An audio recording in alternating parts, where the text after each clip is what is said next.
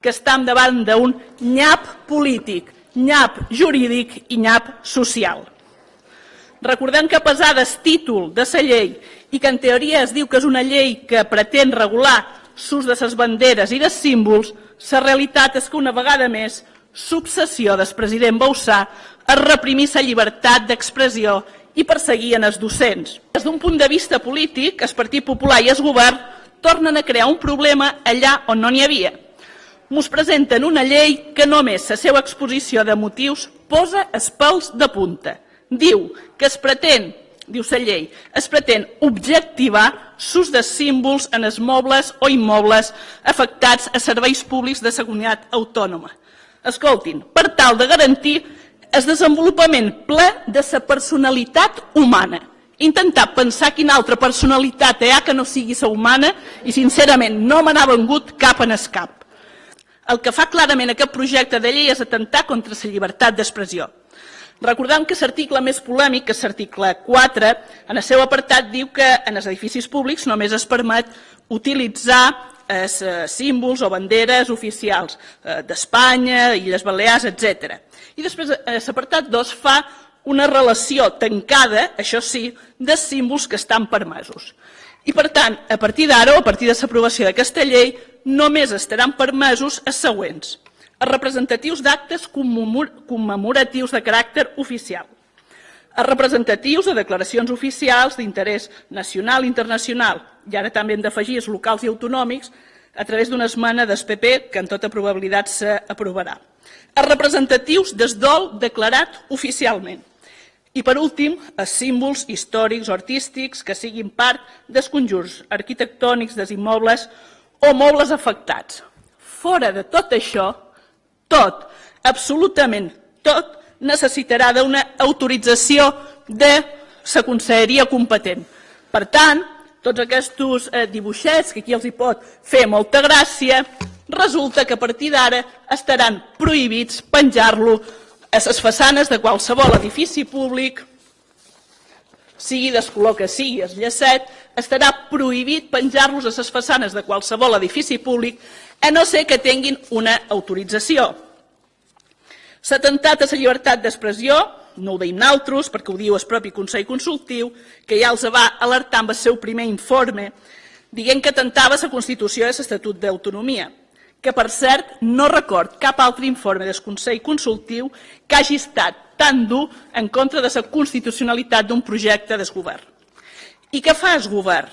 Redactar un nou esborrany de la llei per enganyar el Consell Consultiu i els ciutadans. El PP ja s'està aficionant massa a votar-se la llei, les resolucions judicials. I ara, per burlar l'informe del Consell Consultiu, el que fa és presentar a través del Parlament una esmena que torna a atacar plenament la llibertat d'expressió i de càtedra. Malauradament, el que podem dir és que en 35 anys de democràcia en aquest país i en aquesta comunitat hem tingut convivència pacífica fins a l'arribada del senyor Bauzá i del seu govern. Recordem, però, el que diu la norma, que la utilització o col·locació de qualsevol altre símbol diferent dels descrits en els punts anteriors haurà de ser autoritzat per la conselleria competent. I jo me faig la següent pregunta. Me pot dir, senyor vicepresident, si és fet de penjar un cartell a un centre de salut o l'Hospital de Can Misses d'Eivissa n'està ple d'aquests cartells en favor de la radioteràpia?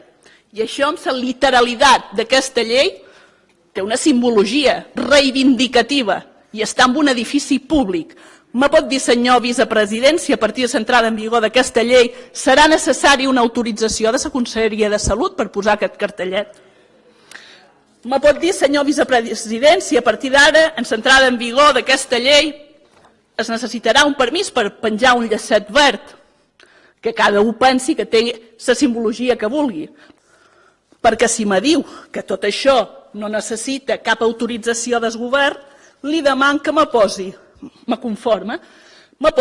un sol exemple de simbologia que se pengi un edifici públic que sí necessita autorització del govern. Perquè, clar, si penjar aquest llacet verd no necessita autorització i posar això sí, que aquí per poc ens desallotgen del Parlament, al final resultarà que en aquest govern l'únic que li importa és el tamany i els colors. Aquest és el problema d'aquest govern. Però serà tan absurd perseguir això, el Pare Noel, com perseguir aquest llacet quatribarrat. Serà el mateix d'absurd. I si no me digui, senyor vicepresident, en base a quin article d'aquesta llei de símbols això sí està permès i en canvi això no està permès. I no me parli de banderes, perquè és que això no és una bandera. Jo crec que tothom ho pot veure. Això és un llaç, no és una bandera. No podem oblidar que en els centres de feina i la majoria dels immobles de la comunitat autònoma són a la vegada llocs de feina, que tenen un espai a més per comitès d'empresa o espais reservats per sindicats, on molt sovint hi ha cartells reivindicatius. Què farà el govern? Arrasarà amb qualsevol cartell que es trobi per davant? Tot això, senyor vicepresident, és que no té ni cap ni peus. Però algú es pot imaginar que per penjar qualsevol d'aquests llacets a una façana li poden posar una multa de 10.000 euros? Vostè això li sembla normal? Jo crec que a ningú li pot semblar normal, excepte en aquest govern, que no ho és gaire. Miri, he de confessar que mentre preparava aquesta intervenció me semblava més pròpia de la transició espanyola o dels darrers anys del franquisme, allà on se discutia sobre l'abast de la llibertat d'expressió, de la pluralitat política i ideològica, i resulta que 35 anys després estic en el Parlament de les Illes Balears parlant de lo mateix. És absolutament inaudit. Vagi acabant, senyora Costa. Miri, ho vaig dir ahir, un govern que s'espanta per uns llacets, sincerament, és un govern molt dèbil. És un govern assustat i és un govern acabat. Està dit que aquesta llei de símbols se fa per intentar evitar posicions rupturistes minoritàries. Ha arribat a dir que els edificis que són del govern, que són públics, només han de representar la majoria que els ha votat a vostès. Però, senyor vicepresident, aquest govern és el govern de tothom, els hagi votat o no els hagi votat. El problema és que vostès confonen govern amb Partit Popular. I miri, els edificis no són seus, senyor vicepresident. Els edificis públics són dels ciutadans de les Illes Balears. No se'ls apropiïn que no són seus. Però me posi un sol exemple allí on sigui perseguible un símbol que s'apengi a un edifici públic. Perquè si el que se tracta és que uns símbols no substitueixin a uns altres o no competeixin, me digui si aquest símbol religiós d'un Sant Crist està en perill perquè a les escoles ara tenim també aquest símbol de Halloween. Perquè si no, la seva obsessió queda demostrada en aquest ple que només són els llaços quatribarrats. I jo, sincerament, n'estic cansada. N'estic cansada de la seva fòbia a tot el que fa olor a les nostres illes. Si no els agrada governar aquestes illes, se'n vagin a fora a governar-ne d'unes altres. Però per què tot això, senyor vicepresident? Ara ja fins i tot volen controlar el vot de la gent, dels docents i no docents, dins els consells escolars. Però quina serà la propera descontrol del vot per part d'un govern o d'un partit? Ja només mos falta que el senyor Bauzá proposi modificar la llei electoral i sancionar amb 10.000 euros a tot aquell que no votin el Partit Popular a les properes eleccions autonòmiques i locals. Només me queda per veure ara ja de quina manera justificarà un informe jurídic del govern la persecució de qualsevol d'aquests símbols. Algun d'aquests símbols necessiten autorització del govern per penjar qualsevol façana, el llacet quatribarrat, un Sant Crist, Halloween, perquè jo m'he llegit i rellegit el projecte de llei i d'aquesta llei es desprèn que tot això necessita ser autoritzat pel govern de les Illes Balears. I dic que serà bo veure l'informe jurídic que fins ara no ha deixat vostè fer a l'advocacia, o que l'advocacia no s'ha atrevit a fer respecte a la llei de símbols. Per 2 vegades els ha requerit el Consell Consultiu que portassin vostès un informe de l'advocacia de la comunitat.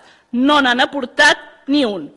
El mai vist. El president resulta que utilitza els serveis jurídics de la comunitat pels seus interessos particulars amb demandes inútils i, en canvi, es nega a aportar un informe jurídic de l'advocacia en aquest projecte de llei de símbols. Molt malament ha d'estar aquest govern que s'assusta d'uns llacets inofensius. Llacets o símbols que fa 35 anys de democràcia que no han tombat cap edifici públic. I si en 35 anys de llibertat no ens han tapat la boca, senyor vicepresident, ni totes les gavines blaves del món aconseguiran esborrar ni una cultura, ni una llengua, ni la dignitat d'un poble.